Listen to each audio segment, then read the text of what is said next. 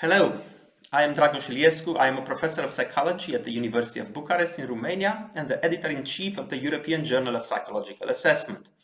I am here to briefly present the latest editorial in the journal discussing systematic reviews and meta-analysis in the testing and assessment literature.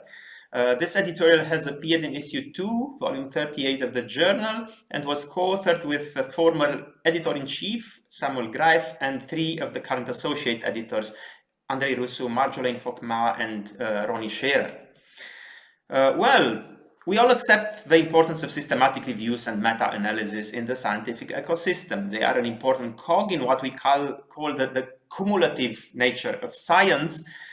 Unfortunately, in the testing literature, these cannot be met very often. There are, of course, some examples, some meta-analysis of test reliability, some meta-analysis of factor structures, for example, and a few other notable examples that we allude to in the editorial. But by and large, the assessment literature is scarce in meta-analytic evidence. And there are, of course, many ways in which systematic reviews and meta-analysis can summarize insights gathered over time in testing and assessment. A few examples follow here. A systematic inquiry of the psychometric properties and other characteristics of a test reported across different papers or samples or contexts and cultures may shed more light into that test than any specific study, no matter how well designed. A systematic overview of all the test adaptations developed for a specific test may provide the best possible indicator for the cross-cultural invariance of that specific test. A systematic review of all the assessments typical for a specific domain, say burnout or cognitive ability, may give incredible insight into the pros and cons of how that domain is currently approached in terms of assessment, and at the same time highlight the gaps in the measurement of that construct, which in turn could mandate the development of newer and better measures. Also, comprehensive empirical overviews of the validity of different measures as in matters of construct validity or of criterion validity that could go as deep as item-level meta-analysis are a notable example. Systematic reviews and meta-analysis can also be used to examine the performance of diagnostic tests. This is an important practical implication for clinical tests that can only be summarized through research that aggregates data on such attributes like the specificity and sensitivity of one or several measurement instruments that focus on a specific diagnostic code. Well, that's why systematic reviews and meta-analysis could offer a well-needed overview and critical analysis and, of course, necessary practical guidance on when and where and whom and how specific measures can be used.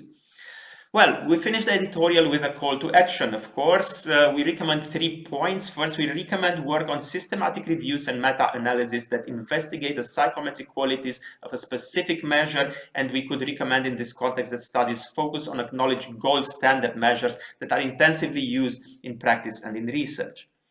Second, we believe in the utility of systematic reviews that focus on a specific construct and the various approaches and measures used for its assessment. In this regard, we recommend that the researchers focus on highly used constructs that are often characterized by lack of unity in conceptualization and measurement. Examples such as the assessment of burnout, testing for student well-being, or the assessment of culture-bound clinical syndromes jump to mind.